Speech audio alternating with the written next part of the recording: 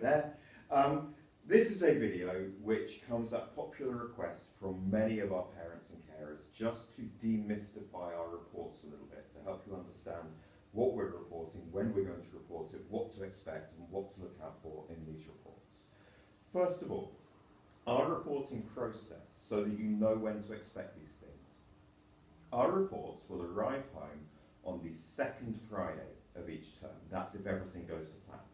The reason you get them on the second Friday of each half term is that our teachers assess the students in the final week of each term. But that means they don't necessarily have time to mark and input the data for all of that work in that final week. So their deadline to get those grades to me is the first Friday of each term. So they've finished assessing the work from the previous term by the first Friday of term, and that means the reports are safely in your hands, all being well, fingers crossed for the tailwind, on the following Friday. The exception to that rule is that you will not receive a report after half term in the summer. So that's our fifth half term. We call it summer one. We don't send a report home for summer one because actually at that point in time we don't want to assess the students again in summer one. We want to be building towards their final trials of the year in summer two.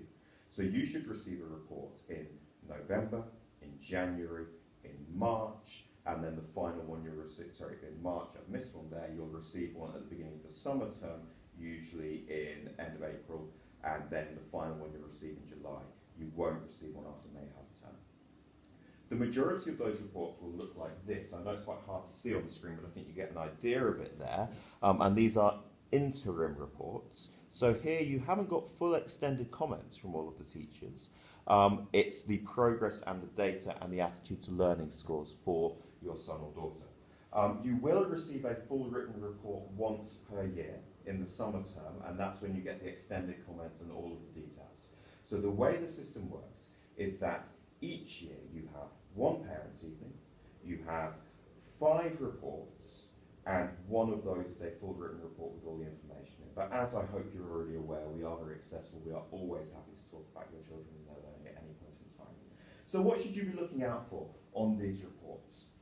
There's various bits of information coming to you straight away. So at the top here, and I think we can just about see that, you've got name, you've got percentage attendance, and then you've got house points and behaviour points. So house points are the rewards. That's when they've done something good. They get a house point from a teacher, so an excellent piece of work, great contribution, being really helpful, a student will earn a house point for. And likewise, if they do something a little bit naughty, missing prep, or I don't know, not working as hard as we'd expect to in the lesson, the teacher will record a behaviour point, and you can see those recorded at the top there. This is about spotting trends.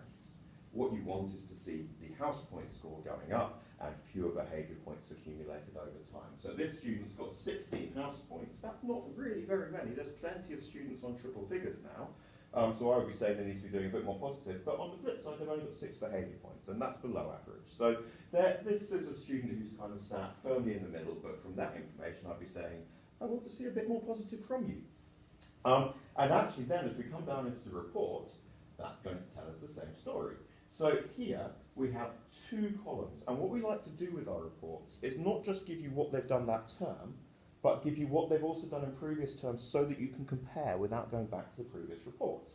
So the first column here, and I hope you can see that, is the target for each subject. This is a Year 9 report, so you have the target grade for each subject, and those are generated based on how we assess students when they join us or at the beginning of the year. The targets we set we believe to be extremely ambitious, and both Ofsted and the Department for Education have agreed with us on that. And this is what we expect that student to achieve if they do really well this year, and what we're pushing them to achieve. If they're overachieving on that target, we will of course move it up, and we did a lot of that last year. You then have the attainment column, and this is spring 1, so you've got the attainment for autumn 1, autumn 2, spring 1, and then the attitude to learning. ATL stands for attitude to learning for autumn 1, autumn 2, spring 1. I'll come on to attitude to learning in a minute, but let's start with attainment. Now, this is a Year 9 report, and understanding attainment, like what students' grades are in Years 7, 8 and 9, is actually much more difficult than it is in 10 and 11, because in 10 and 11 we work with GCSE grades, and they might be ABC, they might be 1, 2, 3, but ultimately GCSE grades are much easier to understand. Key Stage 3 grades are a little bit more tricky, and because they're tricky, we are going to change this system next year, but I still think it's important that you understand what we're doing this year before those changes come about. So, The way it works is that there are grades 1 to 8, and that covers a student from year 1 all the way to the end of year 9. So these are the big national curriculum levels. In year 6, the average attainment expected from students is a 4B, and B means it's the middle of the level. So average expected attainment for students nationally at the end of year 6 on joining us in year 7 is 4B. By the end of year 9, on average, students are expected to be at 5A, so moving from the middle of a 4 to the top of a 5. We expect a lot more progress from our students than that, but that should give you an idea of where they sit against a national picture and where that projects to GCSE grades. So we can see that this student here has been set a target in English, this one is English with Mrs. DeCosta, of 6C.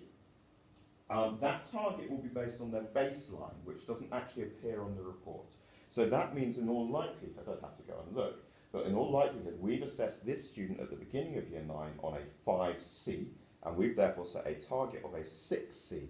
That equates to 1 full level or 3 sub-levels, and that is far more progress than most students make nationally, but it is in line, in fact, it is in line with the progress our year 9 students made last year. So we're being ambitious in our target. We see that in autumn 1, he did really well, he or she. It's gone from 5C to 5A. Autumn 2, it's not been quite so strong at 5B, and then in spring 1, it's back up to 5A. Now, not yet on target for the 6C, but don't forget the 6C is the target for the end of the year. So actually, whilst we've got a bit of variance, the student's gone way up from base and then dropped a little bit and then back up. But in a subject like English, that's exactly what I'd expect to see. And they are still very much within touching distance of that ambitious target of 6C. If that student were to achieve that target of 6C at spring 2, and we thought that that was really solid and consolidated, we might even consider moving that target up. But as you can see, progress isn't always in a straight line. So we need to be certain that they're absolutely there across a range of disciplines before we push the target up. But that to me looks like solid progress, and is better progress than we expect to see nationally. Likewise in maths, we've got a target of a 7A, which would suggest a baseline maybe of a 6A, so the student would be stronger in mathematics than in English. But then actually we see they struggled a little bit in maths. They've gone 6B, 5A, and it's kind of going down, but then 6A. So they're still a long way from target, but are making progress, and it's about trend spotting. Now actually I would say this student moving from 5A to 6A has made some good progress now, but if they stayed stuck on 6A next time, I'd be putting something else in place to support them. They are making progress, they are moving forward, so we're not going to do extra yet, but down the line we might do if they still don't move towards that target of 7A. So that's how the Key Stage 3 attainment grades work, and it is very much about tracking progress over time. You won't expect it to go up every single term, but over a sequence of terms and over time you want to see the average going up, but it may not be in a straight line. It's like mountains climbing towards the top. I'm going to come on to GCSE grades in a minute and some of the exceptions to this, but that's roughly Key Stage 3 progress. Attitude to learning is even simpler. So every teacher then scores a student between 1 and 4. 4 means inadequate, there's a serious problem here. 3 means that something requires improvement, 2 is good, and 1 is outstanding. And we don't make it easy for the students to achieve the 1s, that would defy the point. At this point in time, we can see that the overwhelming majority of this student's scores are 2s. However, if we look down here, we can see that actually there's a concern over prep in what subject's that? Art, and so Ms. Loudon's given this student a 3, requires improvement, she'd like him or her to do more work with prep. But we can also see they've achieved 2 outstanding grades. So that is in RS and music, so this person's taken some real step forward. So having been really good in term 1 and term 2 across the board, but nothing excellent, I've seen they're starting to really push themselves in certain areas, but they need to pick up their prep in art. So if I were the parent of this child, the conversation I would be having is you've got to take the attitude and the positivity that you put into music, that you put into RS, and start putting that into some of the other subjects, particularly into maths and into English, where we're seeing those grades are now moving forwards, but there's been a bit of a struggle. So this is how we can use those reports to drive those conversations with our children. A couple of other points to note. What I've said there will cover nearly everything in year 7 and year 8. There's a core difference now, however, in Year 9 in science. If we look at Year 9 science, you can see that number one, there's no target grade in there. The reason there's no target grade in Year 9 science is we've now changed from using the Key Stage 3 levels that we've just been talking about to starting the GCSE course. And we haven't yet formalised those GCSE targets because we're still working them out. So you won't in Year 9 have a target for science. And you'll also see that where we've gone 5A, 6C, so students make good progress in science in terms 1 and 2, in Spring 1, it's then a B3. And the B is a GCSE grade B. The 3 indicates it's a low B. So 3 is low, 2 is middle, 1 is high. Just like C is low, B is middle, A is high at Key Stage 3. So you've now got a difference in the grade. We report all the grades so you can see the comparison, but we can see this student is now in a low B in GCSE science rather than a 6C in Key Stage 3 science. And all of their grades for science for the rest of the year will be GCSE grades in Year 9 this is, rather than Key Stage 3 grades. That is a point of difference, and this is where it starts to get a little bit confusing. But hopefully that will clarify a little bit. I haven't got a Year 10 report to show here, but obviously Year 10 reports run to the same principle, but all of the grades are GCSE grades. That should make sense, except for the fact that English and Maths now have different grades to all of the other subjects. So where all of the other subjects are graded A star to C, English and Maths are now graded 9 to, let's call it 9 to 5.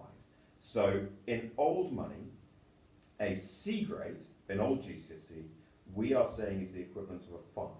Actually, a 5 is slightly harder to achieve than a C grade because it covers the top end of C and the bottom end of B. So if you achieve a 5 in the new GCSE, that's the equivalent to achieving a strong C or a low B in the old GCSE. But we believe it's important to target them for the 5 rather than for the 4 because we want, if a student's targeting a C, we want it at that top end, not at the lower end. Easiest way then to think about it is that 6 on new GCSE is the equivalent of is the equivalent of B, 7 is the equivalent of A, 8 is the equivalent of A star, and 9 is the equivalent of A double star. It doesn't marry up quite exactly like that, but in terms of understanding your child's report, that's how to think of it. I said to Year 10 parents at Christmas that ultimately if they were within 2 full grades of target, I wasn't worried at that point in time. In that if a student is on a C and their target is an A, then potentially they should still be on track to meet that target. What you should now be seeing is that those GCSE grades are rising. And if grades are rising, generally on the whole I'm happy. If there are significant gaps, then your tutor will be talking to them about it and we will be working to fill those gaps. But ultimately, the data I see in a general sense suggests that they are moving forwards really, really well, and we have seen some big swings in terms of students' attainment, students' progress. The key to understanding these reports is to remember that people don't always move forwards 1 grade at a time all the way through the year. Some grades will be stable for a while and then make big jumps and then drop a little bit and consolidate that jump because that reflects how people learn. We're putting together a much simpler system to help you understand that for next year, but for this year we just want to make sure that people have a good understanding of what we're doing. I hope that's gone some way to demystifying this process. I hope that the reports will be in your inbox on time today because it is Friday. It is a big logistical job at our end, and sometimes if somebody's ill we don't get them sent out till the Monday, but we're trying to get that sorted for you today. Any questions, please do let us know. Thank you very much for taking the time to watch this. I hope it helps. Cheers. Take care. Bye.